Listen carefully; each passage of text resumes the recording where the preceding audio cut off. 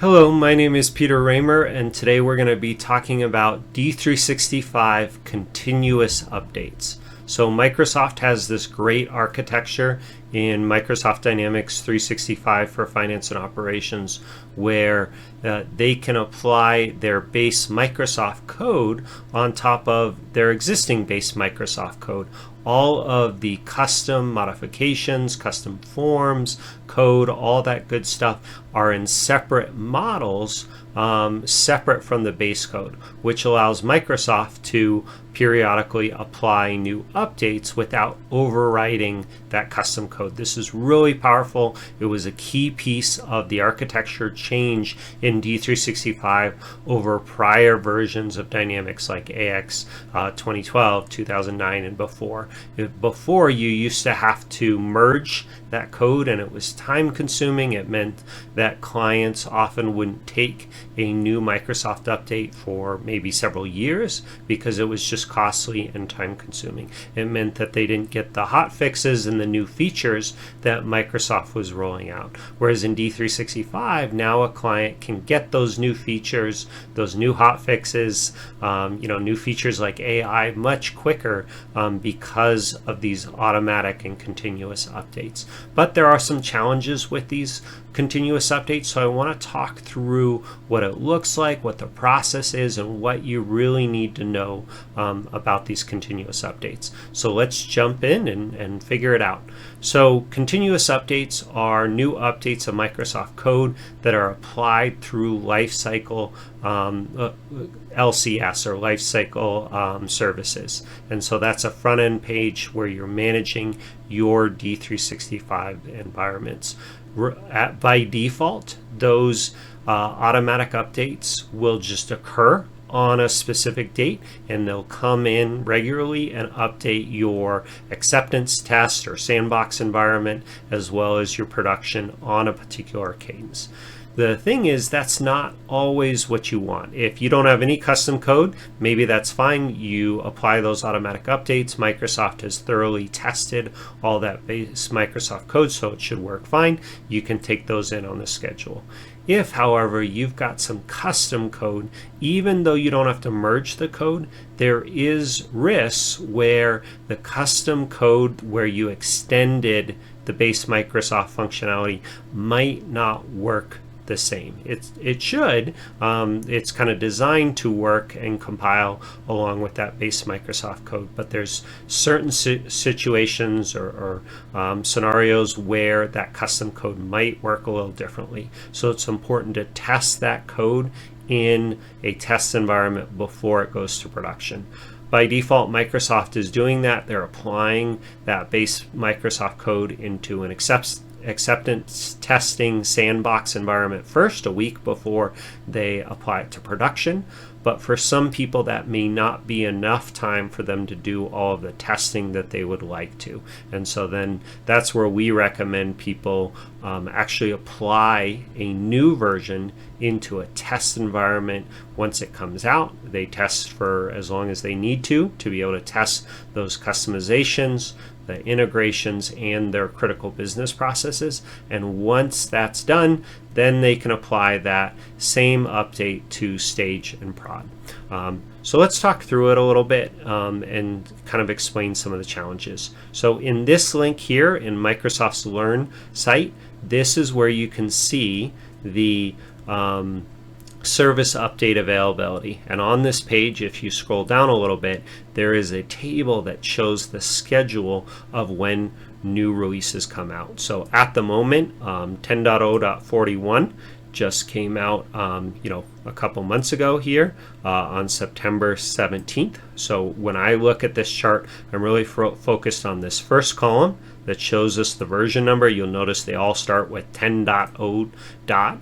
right now, and it's really just this last number that's increasing. So we say .41. Then the next column I look at is the general availability. When is it available to the general public? If you're in a PEEP program, you could potentially get it early, but Microsoft will continue to make changes to it until this GA or general availability update comes out. So that's this date right here.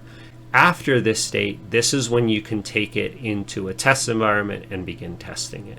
Now, one thing I want to point out right away that's really helpful is that these come out on a very predictable schedule. Specifically, they'll come out in March, June, September, and December, basically every year. There's a chance that Microsoft might, move that if they need to delay an update. But in general, it's that same schedule of 4 updates a year. And then on top of that, as a client, you need to take at least 2 updates a year. And specifically, you can only skip 1 update before you must take the next one, so you can't be that far behind. And so essentially, as a client, you're trying to figure out, am I going to take the March and September update, so 39 and 41 every year, or am I going to take the June and December update, or am I going to take all 4, every single one?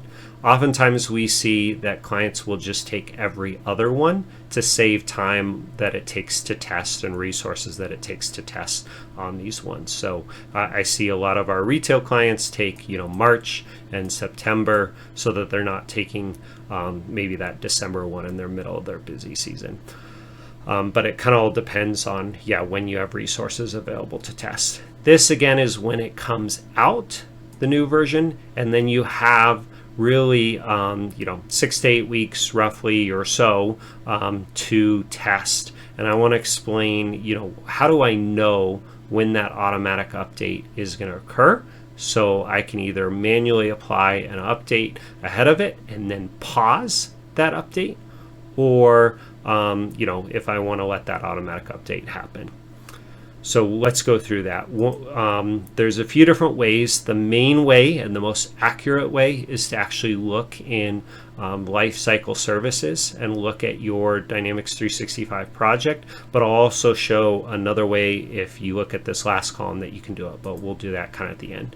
So instead of jumping into a specific project where I'm kind of showing that information, I'm going to actually just show you screenshots from the article to kind of protect that privacy there. So again, we talked about looking at these 2 tables. We talked about only 2 updates are required a year.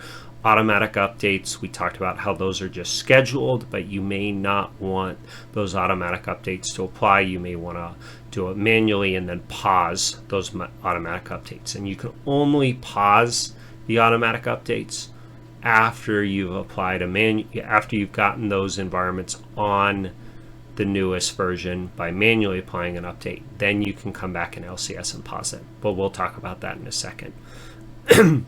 So how do I check when that automatic update is going to apply? Because that's really my due date. That's going to tell me how much time do I have to test this in a test environment before I need to get it into stage and then prod and then pause it from there. And so the way you can do that is you actually log into lcs.dynamics.com. If you're a D365 administrator, you should be familiar with this site. This is where you can see all of your environments along with your development environments. Eventually this will change to the Power Platform Admin Center, but for now this is still a main site for many people.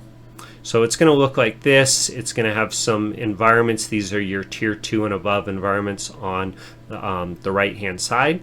It's going to have maybe a prod, a stage, and a test. You might name your environments differently, but that's generally kind of what they look like, as these green highlighted environments. Additionally, if you go in Lifecycle Services and you click this 3 lines button, you can then select Project Settings. And this is going to open a form that's really relevant to us. Specifically, that if you click on the Update Settings tab within Project Settings, this is where we see all the information that is important for these D365 continuous updates. Specifically, there's 2 links. One's called View the Update Calendar. I know that's a little small to read. And then another one down here is Pause Upcoming Update. They really show the exact same calendar. The only difference is View the update calendar is read only. You'll only see the details, whereas pause update calendar allows you to select some checkboxes and actually pause upcoming updates. But we'll get to that in just a second. So once you click on that button, in this case, pause upcoming update, you're going to see a dialog form that looks like this. It's got a bunch of statuses, and specifically each row is showing you, in a ascending, order, what environment's going to be updated first. So typically you see, your sandbox or stage environment get updated, then it's going to be prod, and then on and on after that with a new version 42 and 43. As I told you earlier, you can skip one version and then you take the next one. So in this case, this client has already taken .41 into their production environment. We can now pause those updates by clicking these little checkboxes. They're all enabled here, and then this status is going to change to pause. We got to check those checkboxes, click next, click confirm, and then this will change kind of permanently to a pause state.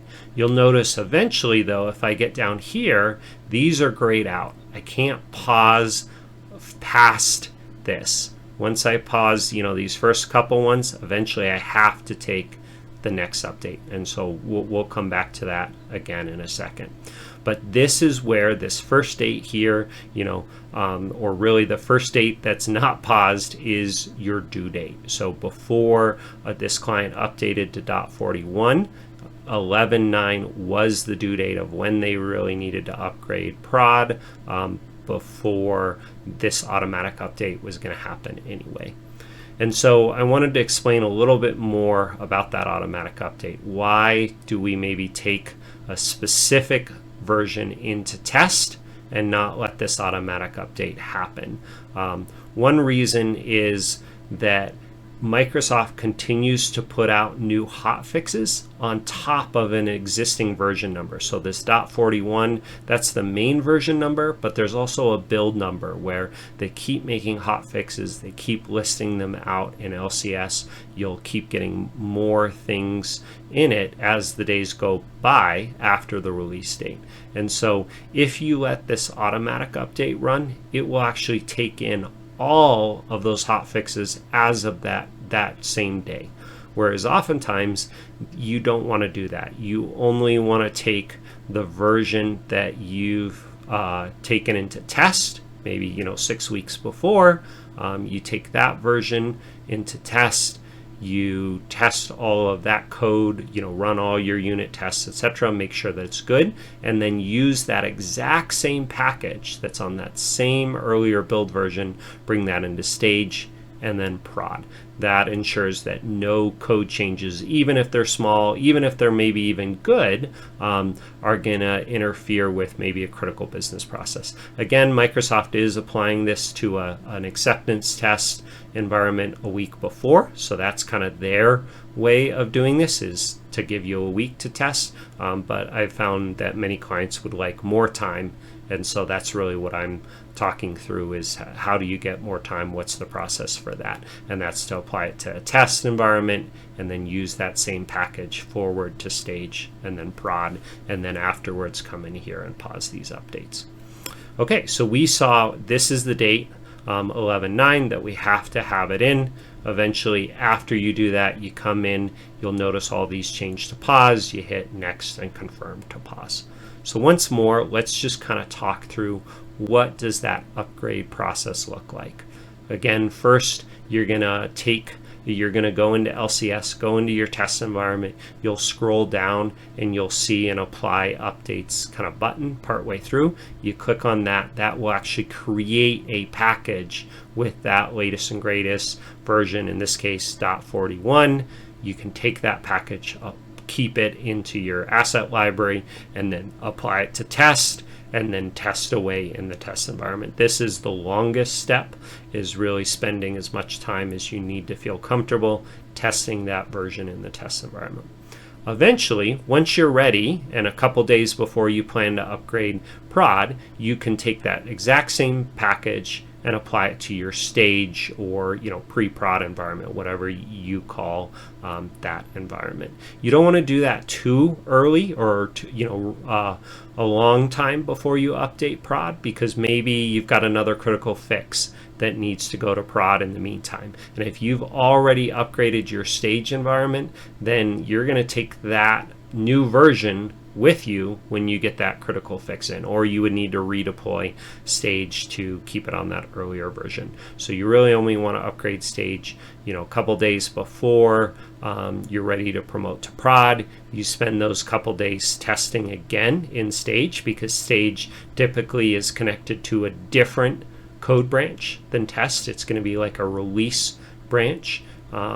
And so you do some quick testing again, make sure that everything's great in there, working as expected. Then finally you schedule your promotion to production, and then you promote that package to production. You want to test right away, make sure that all your core business processes are working. If they're not, there are options to roll back production.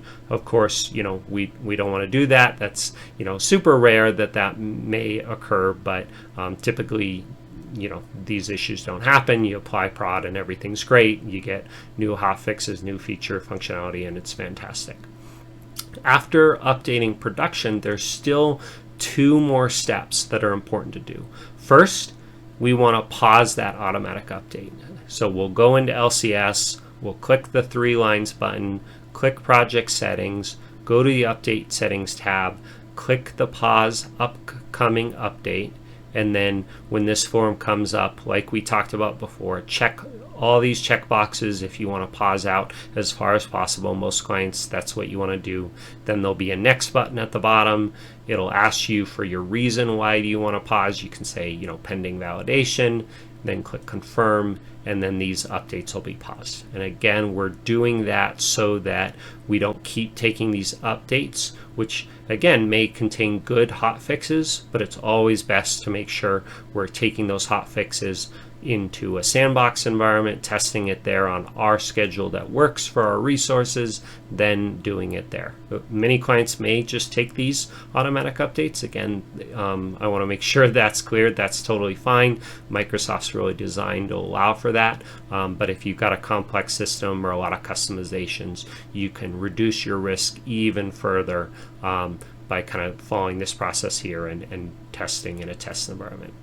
Okay, so after you've paused these updates, which you only will be able to do once both your acceptance testing stage environment and prod are on the new version, then you have one more step to do, which is to, if I can hide my thing here, update all remaining environments. So you may have a bunch of development environments or additional tier 2 environments that are still on that older version. Maybe they're on .39 in this case. You can apply the same package to those environments to update it, and you want to make sure that they're on the exact same version as your production and all the rest of the environments. So if you click on the 3 lines button, go to cloud hosted environments, or maybe you've got a unified development experience, make sure that those environments are all on the same. And that's really important for a couple different reasons. One is if you've got an issue in production and you need to debug that in a development environment, you want to make sure your development environment is the exact same, has the exact same code as production. That's going to give you the best chance of reproducing the issue. If they're on slightly different versions, maybe you can't reproduce the issue, and that's going to make it harder for you to figure out, what actually fixes it.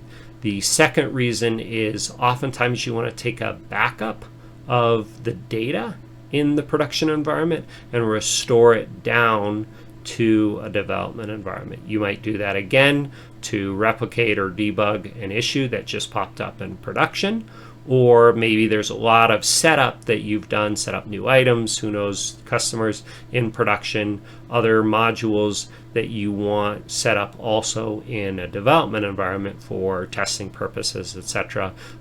It's easiest, instead of doing that all set up again by hand and risk doing it not the same, you can take a backup of the database and restore it down to your development or test environment. However, you really need those to be on the same version, because if they're not on the same version, they may have different tables or different fields, and then you're going to get SQL synchronization errors that say we don't have that table, we don't know how to restore from there, or we don't have that field. So again, important to make sure that all the environments get back on the same version, including your build machine if you use a build machine. Okay, so last piece, I want to share what is an additional way that we can determine that automatic update date without going into LCS every single time, because LCS can be a little slow in opening up that calendar and seeing it. How do we know, just even independent of that? Well, we can actually kind of figure that out following a formula. First of all, we do need one piece from LCS. If we go into project settings, update settings, and we look at the settings on the same form, there's two fields. One is the cadence that says second. In my case, it could be first or it could be third. And then day of the week is Saturday. And so what this means is that we, as a client, have decided that we want to take this automatic update on the second Saturday of the month. So Microsoft gives you a little bit of flexibility on, which day of maybe a weekend you want to take it, and which week within the month. You could change this to be first or third as well. And so that's where it's not exactly the same date for every single client. It depends on what your setting is here. But once these are set, there's not, usually a reason to change this per se. And so once you know what these values are, going forward, you don't actually have to come back in here every update. You could calculate what that automatic update is. And the way we do that is we go back to the table in that Microsoft release, form, as I saw here, and you look at this column right here. Assuming you've paused as many updates as possible, this is the column you want to look at. So for example, let's look at two examples. If we're upgrading to .41, we can see the month in this column is November. And so now combining that with the information we talked about, we want the second Saturday of November. That's when we're going to automatically be applied that update, and that is November 9th, right? So, and sure enough, if we look at it, that's November 9th right down here. Now similarly, if we take a second example, if we want to look ahead to the future and say, okay, we plan to pause all the way through 10.0.42, and we're going to take version 10.0.43. When will I take that into a test environment? I can see that right here. It'd be when it GAs on March 14th. But then how much time do I have to test before I need to get it into production and pause it before the automatic update's going to run? And I can figure that out really by looking at the month here and say, okay, this is May, and then I know the second Saturday in May is when that update's going to occur. And so sure enough, if I scroll down, I can see the second Saturday in May is actually May 10th. And yeah, this first one is the sandbox or stage environment. That's when it's going to be updated a week earlier. And May 10th is when production's going to be updated. So sure enough, that formula works. We can do that. Again, it's safest to always go back in and check this calendar yourself and make sure that these are actually all paused. But if you know you've already paused them, you can do that little formula to come up with what date. Again, that serves as a due date of how much time do you have to test before you need to follow the process as outlined. So last little bit, right, is Microsoft is updating both the acceptance testing or stage environment as well as production, and they're going to update the acceptance testing environment 1 week before. So in this case, May 3rd. The way we can figure out what that acceptance testing environment is, like which one of our tier 2 boxes is going to be updated, is this setting right here under default sandbox update environment. Usually, again, this is set to your stage environment, but you can name this environment kind of whatever you want, but you specify it here. Knowing that, it's actually important that we update prod before this environment gets updated. Technically, we could wait all the way to the day before prod is updated on, the 10th, but we really want to update prod before this 3rd. And the reason for that is if this environment, this acceptance testing stage environment, gets updated beforehand, then it's going to be on an even newer version. We said that new hotfixes come out kind of daily. It's going to be on an even newer version than the one we have in our test environment. And so since all changes flow through this environment to get to prod, we would need to redeploy this environment, get it back on a previous version, the one that matches tests, because we can't revert without redeploying. Then we could take this into prod. That's just more costly, takes more work. It's doable if we're really strapped and we're finding issues and we need that extra week, but it's much better if you plan to upgrade both your acceptance testing stage environment and prod before this date, which is 1 week before prod. Then you go back into LCS. LCS will let you pause these 2 updates. If you want to learn more about that, you can go to this link here, pause service updates. This kind of gives you some of the details of, how do you pause, what happens when a pause expires, how can I pause additional sandbox environments, what's all this about. So you can definitely check that out as well. But that's really it. So kind of in conclusion, right, Microsoft's come up with this great process and architecture that allows us to take new hotfixes and features into D365. On a regular basis, we get the benefits of all those new enhancements, but it does mean we need to plan for these new updates, especially if you've got some custom code, and just be aware of what your test plan is and what you want to do there to reduce any risks of issues, and then know how to pause automatic updates if you're taking that route as well. So I know there's a lot there. Hopefully this made some sense to you and clarified some information. Thank you so much for watching. I really appreciate you watching.